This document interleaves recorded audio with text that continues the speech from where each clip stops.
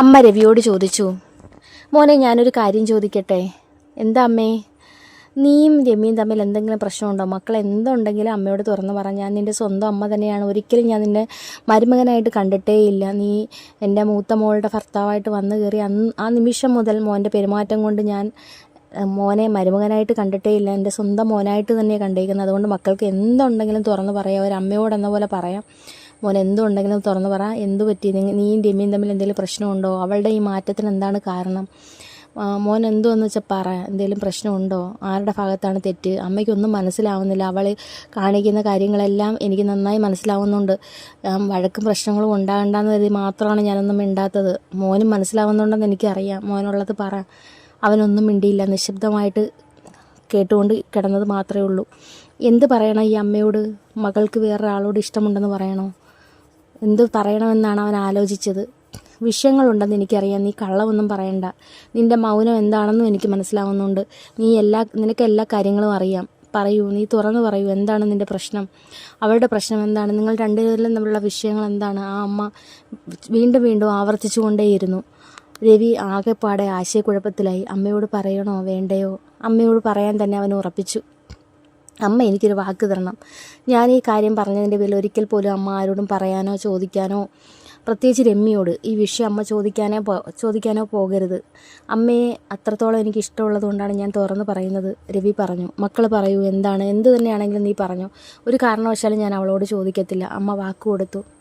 അമ്മയെ നമ്മുടെ പഴയ രമ്യയല്ല അമ്മേ. അവൾ ഒരുപാട് മാറിപ്പോയി. അവൾക്കിപ്പോൾ വേറൊരു റിലേഷനുണ്ട്. അമ്മയ്ക്ക് അറിയാമായിരുന്നു.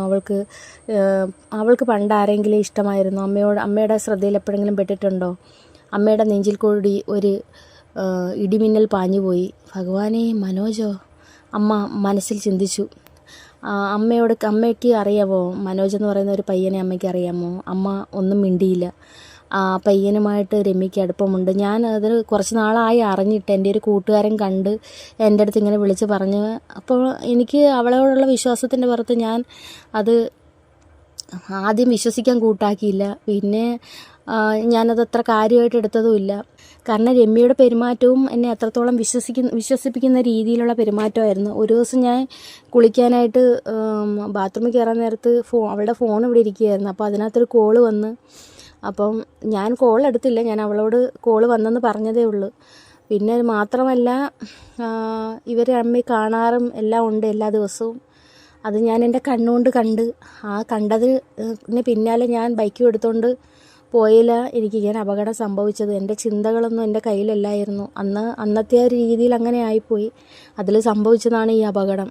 അമ്മ ഭൂമി അങ്ങ് താഴോട്ട് പോയെങ്കിലെന്ന് വരെ അമ്മ ആഗ്രഹിച്ചു പോയി. കാരണം അത്രത്തോളം അമ്മയ്ക്കത് ഷോക്കായിപ്പോയി. പഴയ തങ്ങൾ ഒരിക്കൽ എതിർത്ത ആ റിലേഷൻ ഇവളിപ്പോഴും കൊണ്ടു നടക്കുന്നുണ്ടോ എന്നായിരുന്നു അമ്മയുടെ മനസ്സിലെ ആശങ്ക.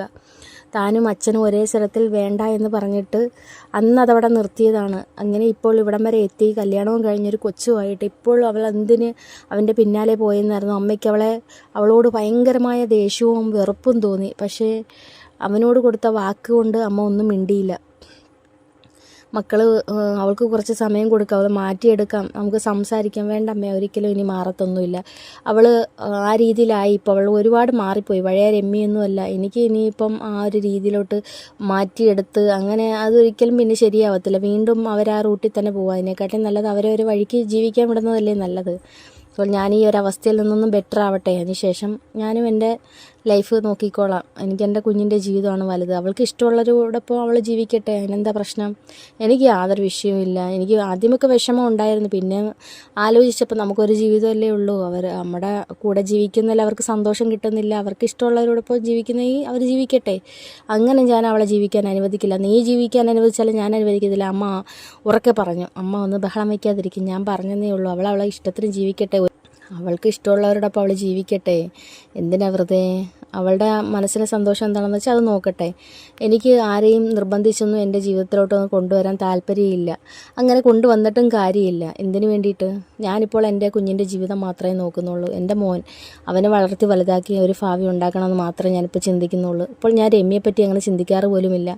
കാരണം അവൾ എന്നോട് കാണിക്കുന്ന ആ രീതിയിലാണ്. അതുകൊണ്ട് അവളെ ലൈഫ് അവൾ ആ രീതിയിലോട്ട് മുന്നോട്ട് പോട്ടെ.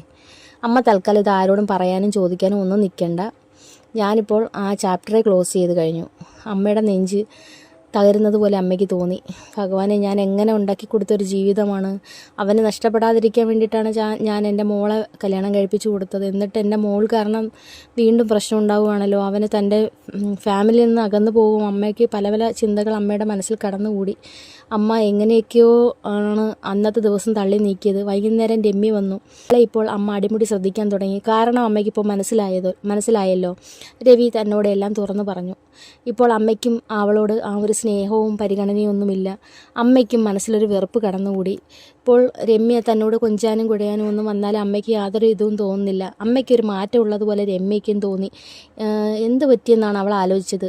കാരണം അമ്മ അറിയാൻ എന്തായാലും ചാൻസ് ഇല്ല, രവി അറിയാനും ചാൻസ് ഇല്ല. പിന്നെ ഇവർക്ക് രണ്ടുപേർക്കും രവിയോട് തനിക്ക് അടുപ്പക്കുറവുണ്ടായിരിക്കാം രവി തന്നോട് അങ്ങനെ കാണിക്കുന്നത്. അമ്മയ്ക്ക് എന്താ ഈ മാറ്റം എന്നാണ് അവൾ ചിന്തിച്ചത്. ഇത് രാവിലെ താൻ കോളേജിലേക്ക് പോകുമ്പോൾ അമ്മ എന്തെങ്കിലുമൊക്കെ റെഡിയാക്കി വെക്കും. ഇപ്പോൾ അമ്മ മൈൻഡ് പോലും ചെയ്യാറില്ല. താൻ വേണമെങ്കിൽ അടുക്കളയിൽ കയറി ഉണ്ടാക്കി കഴിക്കേണ്ട അവസ്ഥയാണ്.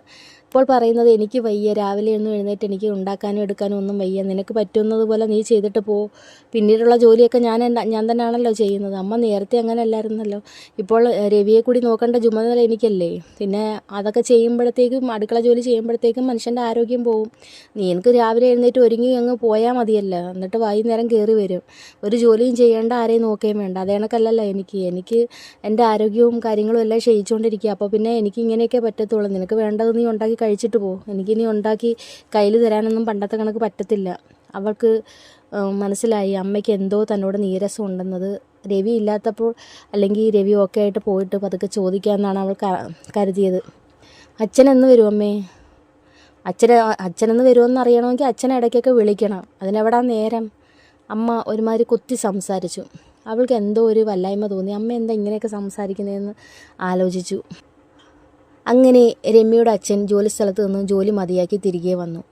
അതിനുശേഷം ഇവരുടെ ജീവിതത്തിലുണ്ടായ മാറ്റങ്ങൾ എന്താണെന്ന് നമുക്ക് കഥയിലൂടെ കേൾക്കാം. അപ്പോൾ ഇതിൻ്റെ ബാക്കി ഭാഗവുമായി ഞാൻ വീണ്ടും വരുന്നതായിരിക്കും. നിങ്ങൾക്ക് എൻ്റെ സ്റ്റോറി ഇഷ്ടമായെങ്കിൽ ലൈക്ക് ചെയ്യാനും കമൻറ്റ് ചെയ്യാനും സബ്സ്ക്രൈബ് ചെയ്യാനും മറക്കരുത്.